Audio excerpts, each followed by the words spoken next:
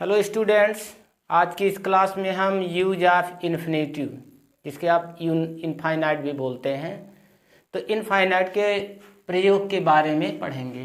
ये इन्फिनेटिव होते क्या हैं? आमतौर से वर्ब के पहले टू लगाने से इन्फिनेटिव बन जाते हैं। कहने का तात्पर्य है कि टू के बाद वर्ब फर्स्ट आ जाती है तो इन्फिनेटिव बन जाता है। लेकिन ये इन्फिनेटिव किस तरह से कार्य करते हैं, इस वीडियो में आज हम आपको बताएंगे। इनफाइनाइट के या इन्फिनेटिव के कार्य निम्नलिखित रूप से होते हैं। ये कार्य कैसे करते हैं? ये सब्जेक्ट टू द वर्ब, ये सब्जेक्ट के रूप में भी वर्ब काम करते हैं। Object to the verb, object के रूप में भी कार्य करते हैं। कंप्लीमेंट टू द वर्ब, ये वर्ब कंप्लीमेंट के रूप में भी कार्य करते हैं। ऑब्जेक्ट टू द प्रीपोजिशन, ये प्रीपोजिशन के ऑब्जेक्ट के रूप में भी कार्य करते हैं। ऑब्जेक्ट कंप्लीमेंट और ऑब्जेक्ट कंप्लीमेंट के रूप में भी कार्य करते हैं। अब कैसे करते हैं ये समझ लीजिए।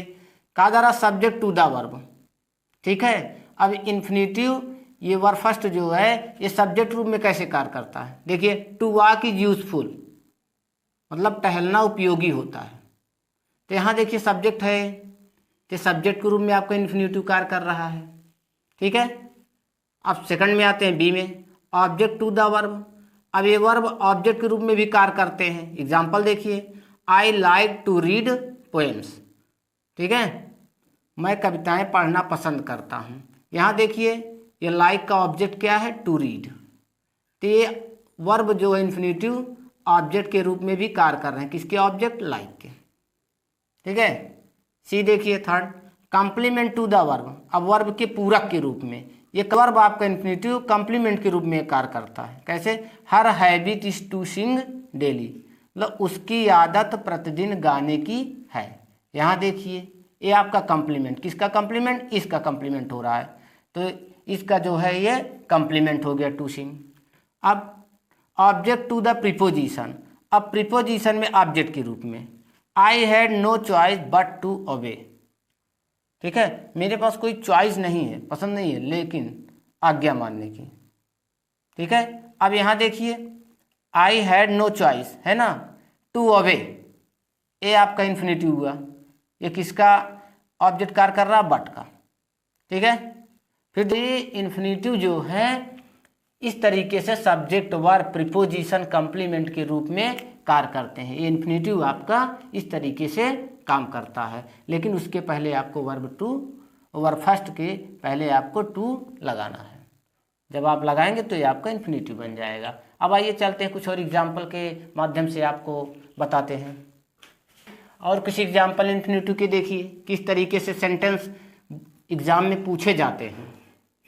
जो बोर्ड एग्जाम में आते हैं किस तरीके से आते हैं, या किसी भी कॉम्पिटिटिव एग्जाम में आते हैं तो पूछे कैसे जाते हैं।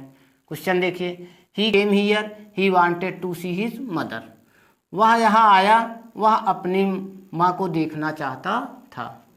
तो आप इसको एक में जोड़ लीजिए। कैसे जोड़ेंगे? वह अपनी माँ को देखने के लिए यहाँ आया, he came here to see his mother, ठीक है। वांटेड की ज़रूरत नहीं है। अब देखिए इसको सीधा एकदम सरल भाषा में, ही केम हियर आप उतार लेंगे, यहाँ पे आपको इन्फिनेटिव टू मिलेगा। कहाँ मिलेगा? यहाँ पे आपका इन्फिनेटिव टू, ठीक है।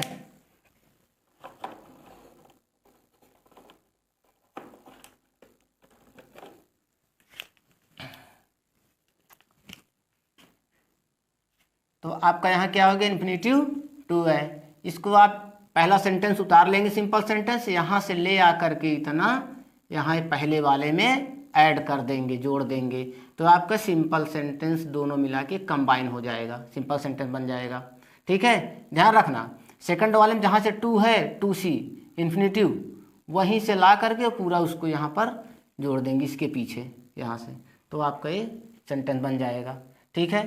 सेकंड एग्जाम्पल देखिए, you are very fat you can not run fast, तुम बहुत मोटे हो, तुम तेज दौड़ नहीं सकते हो।